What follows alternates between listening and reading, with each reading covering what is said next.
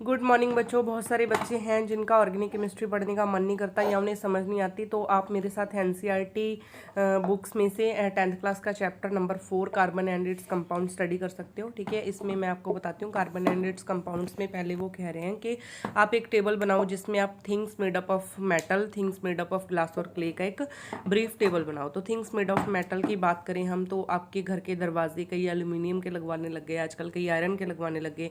Utensils हो गए आपके घर पे ग्रेफाइट है। ठीक है, आपके घर पे बहुत सारी ज्वेलरी है, वो सब चीज़ें क्या है, मेटल से बनी हुई हैं। ठीक है, आप उनको कैटेगराइज भी कर सकते हो, गोल्ड की हैं कुछ चीज़ें, सिल्वर की हैं कुछ चीज़ें, एल्यूमिनियम की हैं। अगर हम ग्लास या क्ले से बनी हुई चीज़ें डिस्कशन करें तो ग्लास और क्ले से बनी हुई चीज़ें, आपके घर का मिरर हो गया, आपके घर के बहुत सारे ऐसे विंडोज़ हो गए जो ग्लास के बने हुए हैं। क्ले की बात करें तो बहुत सारा आपका जो शो पीसेस होते हैं वो क्ले के बने होते हैं। ऐसे आप इस टेबल को कंप्लीट कर सकते हैं। उसके बाद इन्होंने कहा है कि कार्बन है, जो इसी पेज पे डिस्कशन किया गया है, कार्बन आप एलिमेंटल फॉर्म में भी आपके यूज़ में आती है और कार्बन कंबाइंड फॉर्म में भी आपके यूज़ में आती है। ठीक है, इसमें इन्होंने बताया हुआ कि अर्थ क्रस्ट में अगर बात करें कार्बन की तो उसका 0.02% प्रेजेंट है कार्बोनेट्स की फॉर्म में, और अगर एटमोसफियर में बात करें तो कार्बन हमारे पास 0.03% प्रेजेंट है as a gaseous carbon dioxide. ठीक है, उसके बाद एलिमेंटल कार्बन की बात करूँ मैं तो उसके सबसे इंपॉर्टेंट एग्जांपल्स हैं एलोट्रॉप्स ऑफ कार्बन, जिसमें फर्स्ट है graphite and second one is diamond. Combined form में जो ऑर्गेनिक केमिस्ट्री है वो सारी कंबाइंड फॉर्म ऑफ कार्बन ही है, जिसमें आप हाइड्रोकार्बन स्टडी करते हो, उसमें आगे आप अल्केन्स, अल्कीन्स, अल्काइंस, ये सब चीज़ें स्टडी करते हो। उसके बाद इन्होंने बात की है फूड, मेडिसिन और बुक्स, इन सब में कार्बन होती है। ठीक है, आपको नेक्स्ट कुछ चैप्टर्स में ये चीज़ें समझ आ जाएंगी कि जो अपना फूड मटेरियल है उसमें सब में सेलुलोज होता है या ग्लाइकोजन होता है या ग्लूकोज या माल्टोज या लैक्टोज, ऐसी फॉर्म में आपको कार्बन मिलेगा। ठीक है, उसके बाद आप अगर बात करें बुक्स की, तो बुक्स हैं जो हमें वो आपको सबको पता है कि पेड़ को काट के बुक्स बनती हैं। ठीक है, तो बार्क ऑफ जो ट्रीज़ हैं उनसे बुक्स बनती है, तो वो सारा मटेरियल है जो वो भी आगे कार्बन का बना होता है। मेडिसिन की बात करें, ठीक है, तो फार्मास्यूटिकल केमिस्ट्री है जो, या मेडिसिनल केमिस्ट्री है, उसमें भी जो कार्बन है that plays an integral role. उसके बाद मैं आपको बॉन्डिंग इन कार्बन स्टार्ट करवाऊंगी, पर उससे पहले मैं आपको ये टेबल कंप्लीट करके देती हूँ। ठीक है, उसका मैं एक पिक्चर क्लिक करके देती हूँ कि कैसे आप लिस्ट बना सकते हैं चीज़ों की that are made up of metal, और उसके बाद ग्लास और क्लेवरी, और नेक्स्ट जो लास्ट सेक्शन है it would be of others.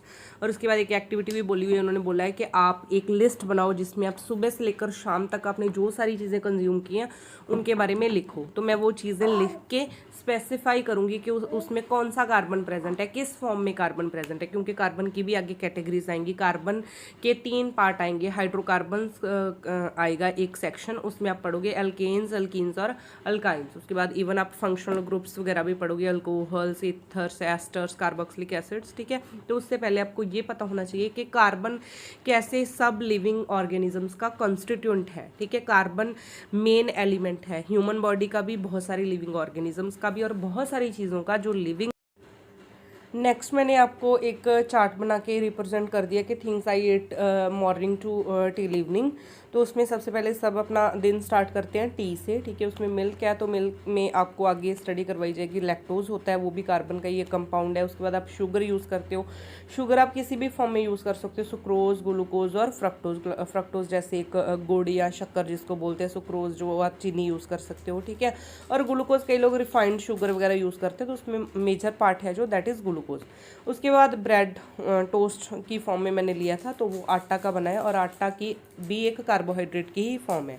उसके बाद मैंने 11 o'clock के आसपास एक फ्रूट लिया था, माल्टा, जिसमें, या मैरीपोजा भी खा सकते हो आप, वो माल्टोज का एग्जाम्पल है। ठीक है, बहुत सारे फ्रूट्स हैं जिनमें माल्टोज की फॉर्म में शुगर प्रेजेंट होती है। ठीक है, और इस शुगर को कार्बोहाइड्रेट में आप स्टडी करोगे। ठीक है, और carbohydrate at the end of the day carbohydrate भी आप लोगों को समझ आ जाएगा कि कार्बन का एक पार्ट है। ठीक है, कार्बन और हाइड्रोजन के कंपाउंड्स को बोला जाता है कार्बोहाइड्रेट्स। ठीक है, तो वो जो चार्ट है वो उसको आप पॉज करके देख लेना। उसके बाद में मैंने उसमें लंच लिखा हुआ है, लंच में पालक पनीर, जैसे पालक जो है वो सेलुलोज है, प्लांट से मिलती है। सेलुलोज जो है वो एक शुगर है, कार्बन की फॉर्म है, कार्बोहाइड्रेट है वो प्लांट्स की शुगर को बोलते हैं। उसी तरह माल्टोज फ्रूट शुगर का। उसके बाद मैंने मेंशन फिर से कर रखा है कि टी लिए, टी में वही शुगर होएगा, मिल्क होएगा, ठीक है। उसके बाद डिनर अभी तक वैसे नहीं किया। और डिनर की बात करें, अगर आप सोचते हो कि डिनर में सैलेड अच्छा है, फ्रूट्स अच्छे हैं, तो सैलेड है जो वो भी एक मतलब उसमें भी रफेज होता है। रफेज जिसकी बात कर रही हूँ मैं, सैलेड की या फ्रूट्स की, अगर आप डिनर में लेते हो तो वो सारी चीज़ें भी आपको समझ आ जाएगी, प्लांट से मिलती हैं। तो प्लांट्स में ज़्यादातर क्या है, कार्बोहाइड्रेट्स ही हैं, सेलुलोज है, ठीक है। या अगर स्टोरेज शुगर की बात करें तो ग्लाइकोजन या फिर उसमें स्टार्च की फॉर्म में मिलेगा आपको। जो सेकंड पेज है उस पर आपको पहले डिस्कशन किया गया कि आयनिक कंपाउंड्स के बारे में आपने लास्ट चैप्टर्स में पढ़ लिया था, ठीक है। उसमें उन्होंने बताया कि आयनिक कंपाउंड्स जैसे NaCl जो अपना आपका कॉमन सॉल्ट है, घर पे सबके यूज़ होता है, अगर उसको आयंस की फॉर्म में डिसोसिएट कर दिया जाए, अगर उसको पानी में मिक्स करोगे आप तो वो आयंस की फॉर्म में डिसोसिएट हो जाएगा। उसके बाद वो इलेक्ट्रिसिटी को कंडक्ट करेगा। तो उसके बाद ये डिस्क्राइब करेंगे कार्बन में अगर बॉन्डिंग की बात की जाए, पहले इन्होंने बताया कि आयनिक कंपाउंड्स एग्जिस्ट करते हैं जिनमें आयनिक बॉन्डिंग होती है। अब ये बोल रहे हैं कि कार्बन में मोस्ट ऑफ द कंपाउंड्स हैं जो वो इलेक्ट्रिसिटी कंडक्ट नहीं करते हैं, ठीक है। तो उसके बिहाफ पे इन्होंने एक कंक्लूजन निकाला है कि दैट्स वाई इसमें कोई आयनिक जो बॉन्डिंग है वो प्रेजेंट नहीं हो सकती। तो अगर कार्बन में आयनिक बॉन्ड प्रेजेंट नहीं है तो इसमें बॉन्डिंग कैसे डिस्क्राइब की जाएगी। उसके बाद आप लोगों को पता है, अगर बॉन्डिंग डिस्क्राइब करनी हो तो फर्स्ट ऑफ ऑल हमें इलेक्ट्रॉनिक कॉन्फ़िगरेशन का पता होना चाहिए, ठीक है। कार्बन के अंदर हैं जो 4 वैलेंस इलेक्ट्रॉन्स हैं। तो ऑक्टेट रूल तो ये कहता है कि 8 इलेक्ट्रॉन पूरे होंगे आउटर मोस्ट शेल में तो ही कोई कंपाउंड स्टेबल होएगा। तो अब इसको 4 इलेक्ट्रॉन चाहिए, या तो 4 को ये गेन करे या अपने चारों लूज कर दे और हीलियम पे पहुंच जाए, 2 इलेक्ट्रॉनिक कॉन्फ़िगरेशन इसकी हो जाए, ठीक है। तो हीलियम बन जाएगा, तो हीलियम नोबल गैस है, या फिर ये 10 पे पहुंचे, ठीक है। तो 10 है न्योन। अगर इसको नोबल गैस कॉन्फ़िगरेशन गेन करनी है, या तो 4 लूज करने पड़ेंगे या 4 इलेक्ट्रॉन इसको गेन करने पड़ेंगे, ठीक है। तो ये दोनों ही कंडीशंस में बहुत ज़्यादा अमाउंट ऑफ एनर्जी की ज़रूरत पड़ेगी। तो अब कार्बन के पास कोई ऑप्शन नहीं है, तो कार्बन ने कोवैलेंट बॉन्डिंग कर ली। नेक्स्ट हम थर्ड पेज का डिस्कशन करेंगे। अब उसमें इन्होंने कुछ एग्जांपल्स दे रखी हैं, कुछ एग्जांपल्स की हेल्प से कोवैलेंट कंपाउंड को डिस्क्राइब किया है, ठीक है। तो फर्स्ट उसमें है हाइड्रोजन। हाइड्रोजन के पास खुद का एक ही इलेक्ट्रॉन होता है, ठीक है। तो वो स्टेबल कॉन्फ़िगरेशन शो नहीं करता। अगर किसी और हाइड्रोजन के साथ, मतलब होमो एटॉमिक मॉलिक्यूल बनेगा ये, किसी और हाइड्रोजन के साथ वो शेयरिंग करता है अपने एक इलेक्ट्रॉन की, तो दोनों के पास 2-2 इलेक्ट्रॉन हो जाते हैं और हीलियम वाली इलेक्ट्रॉनिक कॉन्फ़िगरेशन आ जाती है, ठीक है। तो हीलियम नेक्स्ट नोबल गैस है, ठीक है। तो ये स्टेबल हो जाता है। उसके बाद ऑक्सीजन को एक्सप्लेन किया गया है। ऑक्सीजन की इलेक्ट्रॉनिक कॉन्फ़िगरेशन की बात करें तो 6 इलेक्ट्रॉन्स हैं आउटर मोस्ट शेल में। 8 बनाने के लिए ऑक्सीजन अगर ऑक्सीजन के साथ ही बॉन्डिंग करे तो 2 बॉन्ड बनेंगे, 2 कोवैलेंट बॉन्ड बनेंगे, ठीक है। तो उससे क्या होएगा, 4 इलेक्ट्रॉन पहुंच जाएंगे दोनों के पास, ठीक है। इस तरह से ऑक्सीजन के बाद नाइट्रोजन का एग्जांपल दिया गया है। नाइट्रोजन में 7 टोटल इलेक्ट्रॉन्स होते हैं, ठीक है। एटॉमिक नंबर नाइट्रोजन का जैसे 7 है, ठीक है।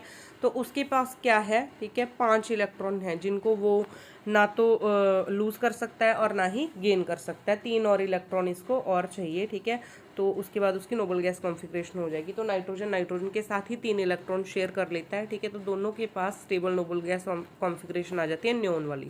10 इलेक्ट्रॉन्स दोनों के पास आ जाते हैं, ठीक है। इस तरह से नोबल गैस।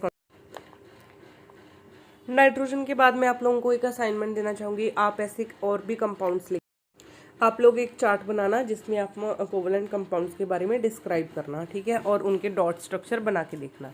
उसके बाद एक जो नेक्स्ट पेज है उस पर एलोट्रॉप्स ऑफ कार्बन डिस्कस किया है। ये आपने प्रीवियस क्लासेस में सबने पढ़ रखा है कि ग्रेफाइट और डायमंड जो हैं वो एलोट्रॉप्स हैं कार्बन के। उसके बाद बकमिंस्टर जो है C60 वो भी एक एलोट्रॉप ऑफ कार्बन है, ठीक है। 2-3 क्वेश्चंस दे रखे हैं, उनका डिस्कशन करूंगी मैं नेक्स्ट लेक्चर में, ठीक है। और उसके बाद हम स्टार्ट करेंगे वर्सेटाइल नेचर ऑफ कार्बन। अगर आप इसी तरह से मेरे साथ NCERT पढ़ना चाहते हो, NCERT के क्वेश्चन सॉल्व करना चाहते हो, ठीक है, तो जुड़े रहें मेरे साथ और सब्सक्राइब करें the channel Abhigat tuitions and chemistry made easy with Abhigat mom, ठीक है। उसके बाद मैं एलोट्रॉप्स के बारे में आपको थोड़ा सा जाते जाते बता देती हूँ। एलोट्रॉप्स होते हैं, ठीक है, जिसमें मॉलिक्यूलर फार्मूला, एलिमेंटल फार्मूला